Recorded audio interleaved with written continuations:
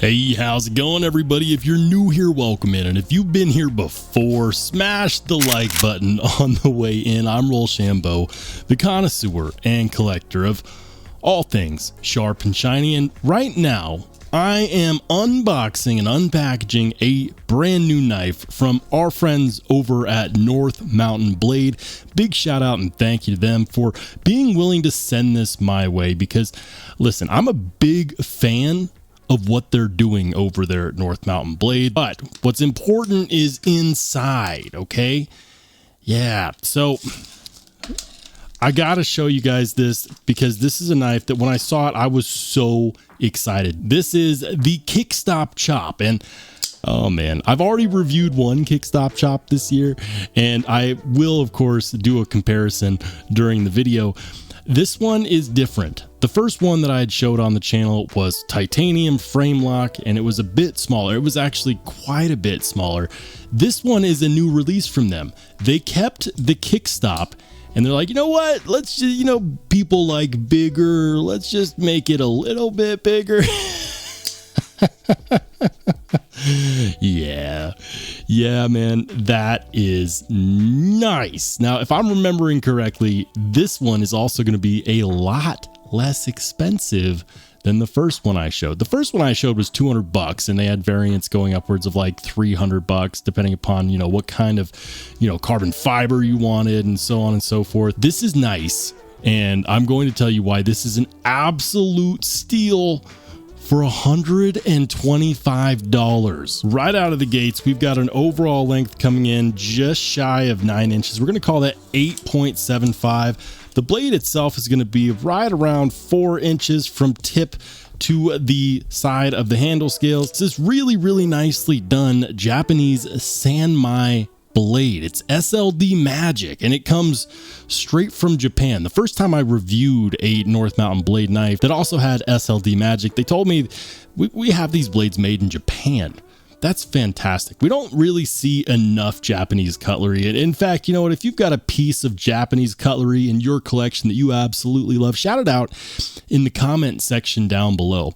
These handle scales are beefy. These are thick boys, and they are of course red sculpted and contoured G10 handle scales.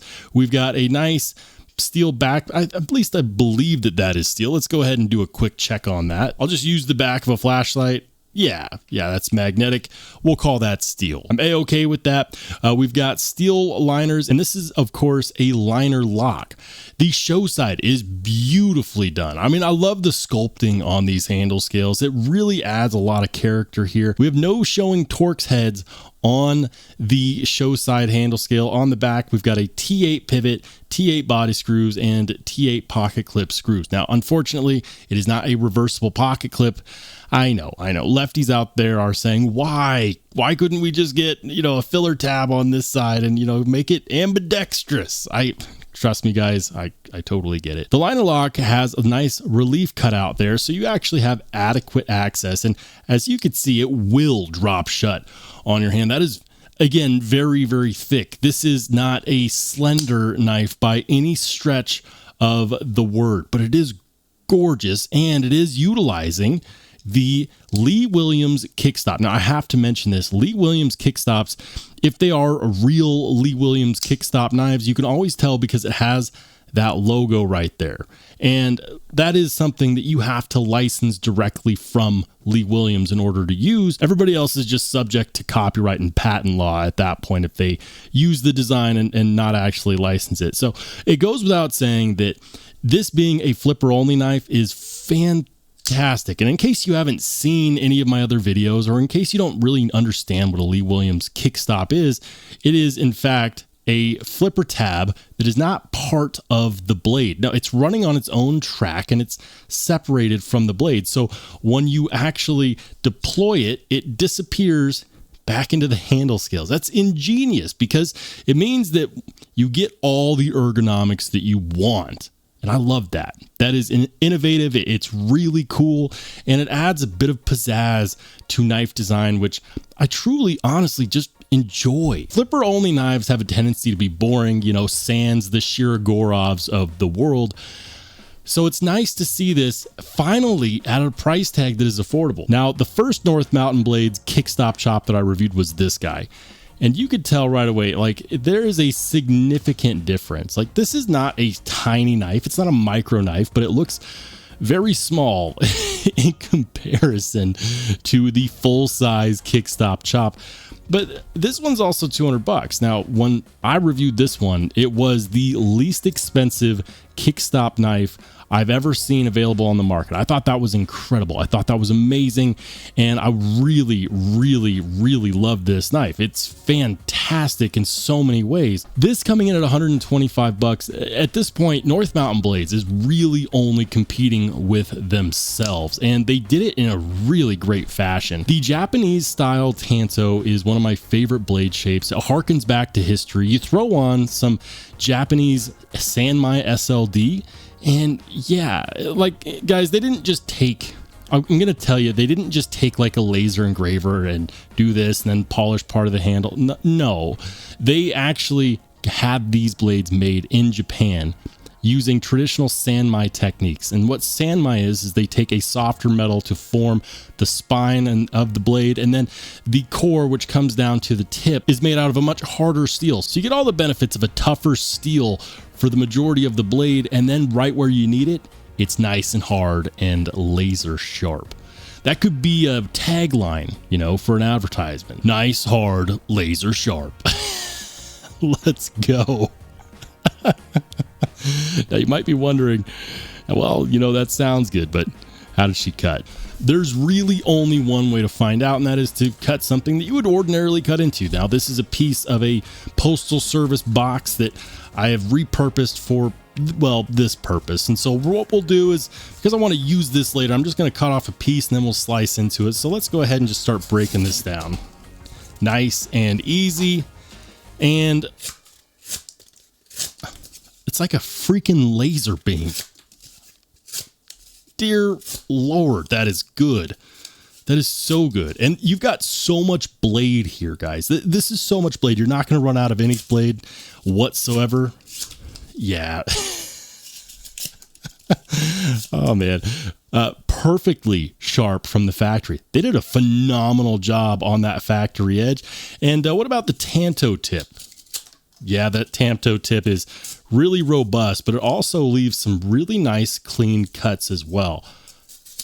And because you have a really thick blade spine here, if you do end up having to jab it into anything, you really don't have to worry about the tip breaking off. You've got enough thickness and enough toughness in the geometry here where it's going to be able to handle pretty much whatever you throw at it. Now, it's slicey because this is a compound ground blade. That means that this is a hollow and, well, this is a flat. And you're not supposed to use this as a pry bar. You're not supposed to use this as a screwdriver. But I mean, I gotta say, like, this is one of those knives that's really built tough enough where if you do end up doing some dumb stuff with it, it's probably going to survive. Now, being a liner lock, this has one distinct advantage that the frame lock did not have, and that is that there is no lock bar here for you to put too much pressure on. And that's important because this is a very chunky blade. This is a lot of blade to throw out there.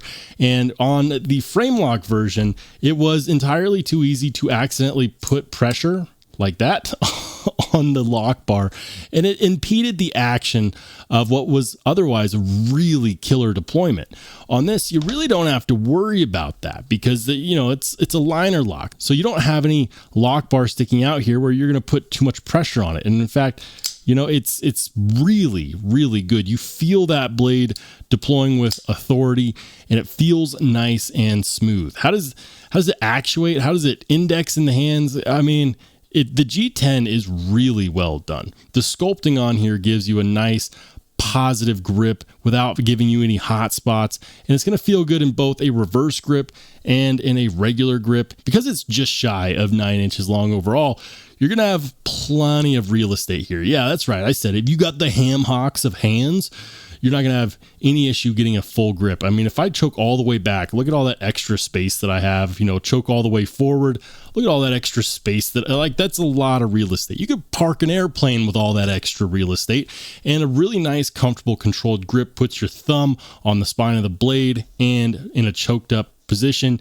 you're going to be able to do some nicely controlled cuts. And I'm just impressed, guys. And I know some of you guys are thinking, well, G10 and SLD Magic for 125, blah, blah, blah. I can go get another blah, blah, blah with better materials for the same price. You're not getting a Lee Williams Kickstop for 125 bucks anywhere else. Guaranteed. Look it up. This is the best price you will ever find on a Lee Williams Kickstop knife. And a lot of that has to do with the licensing fees that are involved, but also because they're usually assigned to knives that are much, much, much, much more premium and therefore much, much, much, much more expensive. Some notable Kickstop knives include the Chavez Redemption 229 Kickstop, which I want to say starts somewhere around like the $350, $400 mark. I had one. It was really, really fantastic. Do I wish that it had cost $125? Absolutely. And while you can't get that one for that price, you can get this one for that price. And I got to say, if you want something that's going to break the mold, if you enjoy the classic Japanese tanto design, you like a nice slicey edge, you like a beautiful aesthetic, and you like the nice knife that has a lot of real estate for a grip and it's ultimately going to be very, very comfortable in the hand, guys, to me, it's a no-brainer. I really enjoy this knife, and I am so glad to add it to my collection. It is, of course, getting some carry time as we speak, and I've been thoroughly enjoying it. But I am curious, have you seen these? Are you interested in these? Or for some reason, is it going to be a pass for you? Let me know in the comment section down below. And by the way, if you enjoyed the commentary and you enjoyed the video, make sure to hit that subscribe button. It's about to pop up in the corner, guys. We're on the road to 20,000 subscribers by the end of 2025, and I won't get there without you. So if you want to join for the ride, make sure to do that. If you just want to watch some more awesome knife and EDC content, feel free to click on one of the videos that pops up next.